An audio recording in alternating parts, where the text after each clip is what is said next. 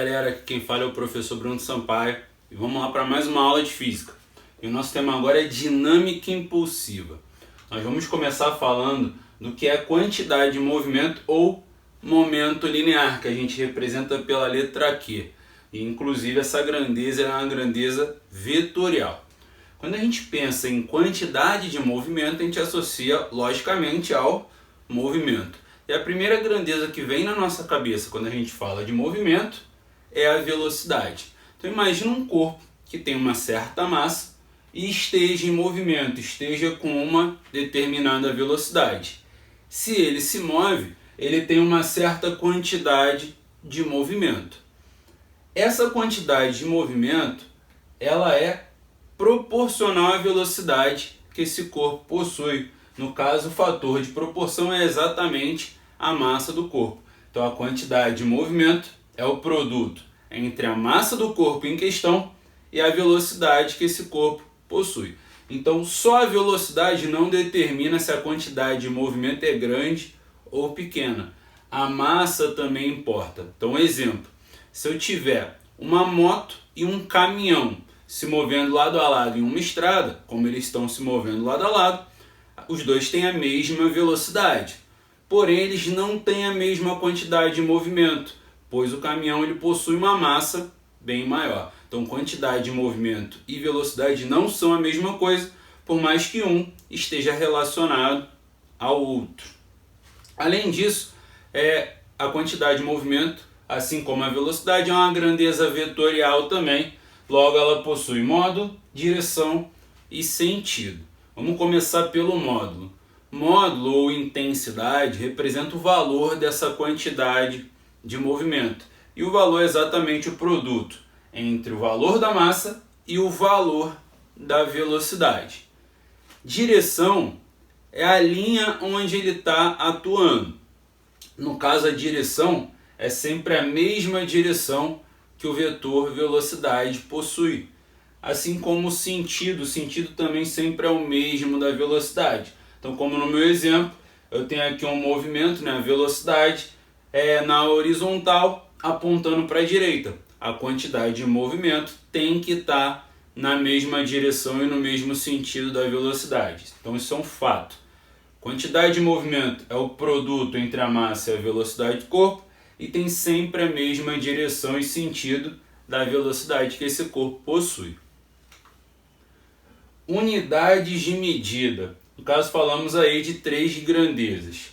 Trabalhando no sistema internacional, que é o mais comum, massa nós medimos em quilograma, velocidade em metros por segundo. A quantidade de movimento ela não tem uma medida nova, na verdade ela carrega um pouquinho de cada medida. Como ela é o produto entre a massa e a velocidade, a unidade fica exatamente assim, o produto entre a unidade de massa e a unidade de velocidade. Então fica quilograma, metros por segundo.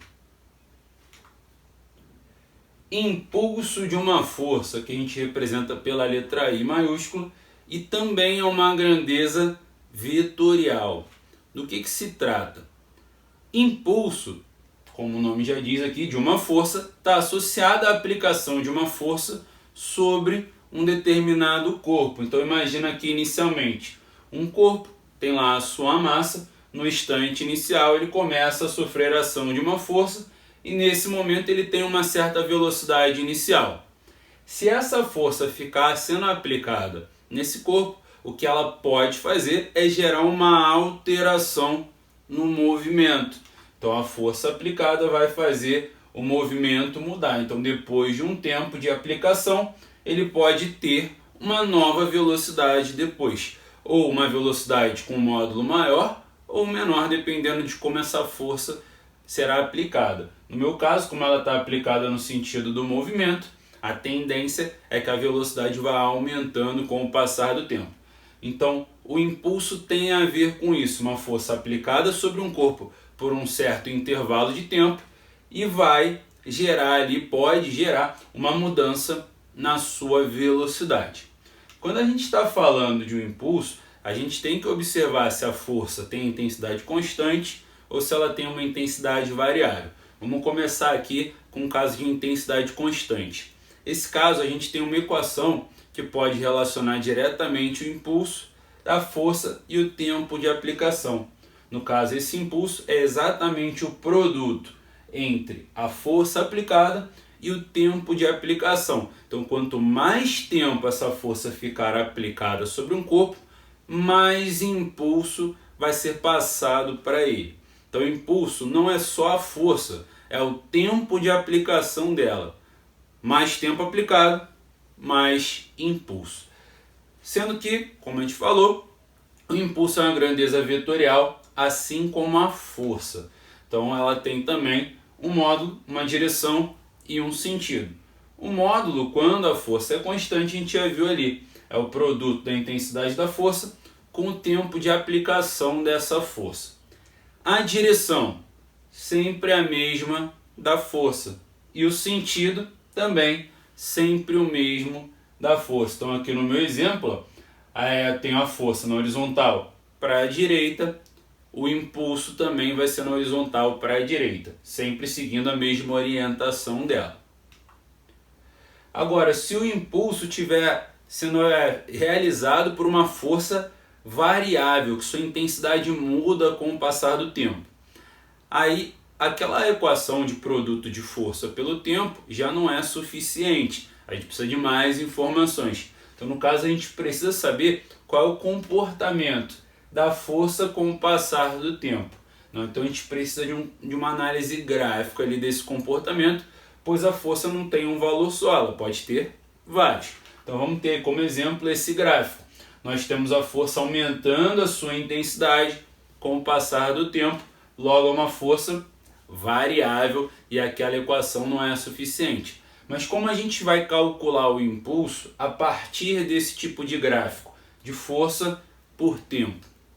A gente fala que a área gerada entre a linha do gráfico e o eixo do tempo é numericamente igual ao impulso realizado pela força. Então, se a gente calcula a área formada ali naquela região, a gente calculou também o impulso. No meu exemplo, a área que ficou formada aqui é a área de um triângulo, que a gente poderia calcular como base vezes altura sobre 2. Mas não precisa ser exatamente um triângulo, pode ser qualquer figura geométrica. O importante é a área que vai representar o impulso é sempre da linha correspondente ao gráfico até o eixo do tempo. Com relação às outras características vetoriais, o módulo, nesse caso, é numericamente igual à área, mas a direção e o sentido, eles também seguem o da força, né? Então tem sempre a mesma direção que a força, sempre o mesmo sentido, independente se a intensidade dela for variável ou não. Unidades de medida, no caso aí as grandezas que foram faladas, força, tempo e o impulso. A força no sistema internacional a gente mede em newtons, o tempo em segundos. O impulso ele também não tem uma unidade de medida própria, ele carrega um pouquinho de cada coisa que está relacionada com ele. Como o impulso é o produto da força com o tempo, a unidade de medida é o produto da unidade de força com a unidade de tempo. No caso, newtons vezes segundo ou somente newtons segundo. Se a gente for analisar, a unidade de medida gerada para a quantidade de movimento e para impulso, elas são equivalentes, né? Porque quilograma metro por segundo e newton vezes segundo são exatamente iguais. É que dentro da unidade de medida newton representa quilograma metro por segundo ao quadrado, onde esse quadrado, se eu simplifico com o segundo que está aqui multiplicando, fica exatamente desse jeito. Ou seja, nós temos que impulso e quantidade de movimento são grandezas semelhantes, elas têm a mesma unidade de medida. Então, se eu representar desse jeito ou desse, tanto faz, esses dois representam exatamente a mesma unidade. Teorema do impulso. Vamos lá. O teorema do impulso ele tem como princípio a segunda lei de Newton e a equação da aceleração média, no caso trabalhando aqui com situações com a aceleração constante, né? Delta V sobre ΔT. O que a gente vai fazer é juntar essas duas equações. No lugar do A, eu vou substituir ΔV sobre ΔT e minha igualdade vai ficar desse jeito. Força resultante é igual a massa vezes a variação da velocidade dividido pelo intervalo de tempo. Para adaptar e chegar ao teorema do impulso, o que eu vou fazer é pegar esse tempo que está aqui dividindo e vou passar para o outro lado da igualdade multiplicando. Quando eu fizer isso, minha igualdade vai ficar dessa maneira. Força resultante vezes tempo é igual a massa vezes a variação de velocidade. Como toda variação, a gente pode medir como valor final menos o inicial. E aplicando a propriedade distributiva, vai ficar mv final menos mv inicial. Agora vamos observar o que tem aqui e o que a gente conversou anteriormente. Força vezes tempo é exatamente o impulso. E massa vezes a velocidade é exatamente a quantidade de movimento. Só que aqui eu tenho um valor no final e um valor no início. Quando eu tenho final menos o inicial, eu tenho uma variação. Então o que a gente chega aqui de conclusão é que o impulso resultante, pois se trata da força resultante, é igual à variação da quantidade de movimento. Então esse é o teorema do impulso. Quando a gente tem uma força resultante, teremos um impulso resultante. Obrigatoriamente a quantidade de movimento tem que mudar, ou seja, a velocidade desse movimento irá mudar. Conservação da quantidade de movimento. Esse sistema de conservação ele ocorre quando o sistema é isolado. Primeiramente, o que é um sistema físico? Sistema é quando a gente está estudando vários corpos ao mesmo tempo, onde os corpos estudados eles fazem parte de um sistema. Exemplo, imagina uma mesa de sinuca com as bolinhas de sinuca. As bolinhas de sinuca elas fazem parte ali do meu sistema de corpos. Qualquer coisa de fora que interferir no movimento ali das bolinhas por algum motivo, a gente chama de força externa, porque ele não faz parte do meu sistema. Mas qualquer força entre as bolinhas de sinuca que fazem parte do meu sistema, a gente chama de força interna. Então eu posso ter 2 corpos, 3, 4, quantos for. Pelo menos 2 para ter um sistema. Então forças internas são forças entre os corpos do sistema. Força externa é quando alguém de fora interage com esse sistema aí. Então o que a gente pode afirmar? Qualquer sistema de corpos, eu tenho o somatório das forças internas igual a zero. Pensa, se eu tivesse 2 bolinhas de sinuca, se uma faz força na outra, de acordo com a terceira lei de Newton, essa outra vai fazer força nessa uma, com a mesma direção, sentido oposto e mesma intensidade. Então se eu somar todas as forças que atuam no sistema, elas sempre vão se cancelar por essas características. Eu posso ter 3, 4, 5, 6 corpos fazendo força um no outro, que se eu somar todas as forças internas no sistema, elas se cancelam e sempre dá um vetor nulo, sempre vai dar zero. Agora, quando a gente trata de um sistema isolado, a gente leva em consideração que o somatório das forças externas também vai ser zero. E isso não é algo que sempre acontece. Acontece quando o sistema está isolado. Ou ele não sofre ação de força externa nenhuma, ou todas essas forças externas se cancelam por algum motivo. Se isso aqui acontecer, o que nós teremos é que a força resultante total sobre esse sistema será zero.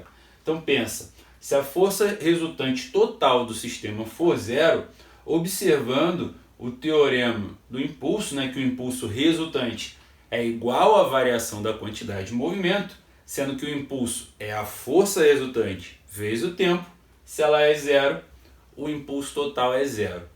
E se o impulso total for zero, quer dizer que a variação da quantidade de movimento desse sistema será zero. O que isso significa, uma variação ser zero?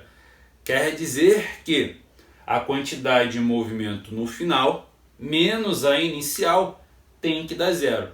E para uma subtração dar zero, quer dizer que o que você tem no início tem que ser exatamente igual ao que você tem no final. Então, um sistema isolado é aquele que o somatório das forças internas e externas são iguais a zero, ou seja, a força resultante sobre o sistema é zero. Isso implica que ocorre conservação da quantidade de movimento desse sistema. A quantidade de movimento de todos os corpos inicialmente somadas tem que ser igual à quantidade de movimento de todos os corpos no final, também somadas. Então, galera, espero que vocês tenham gostado da aula, espero que vocês tenham compreendido e bons estudos!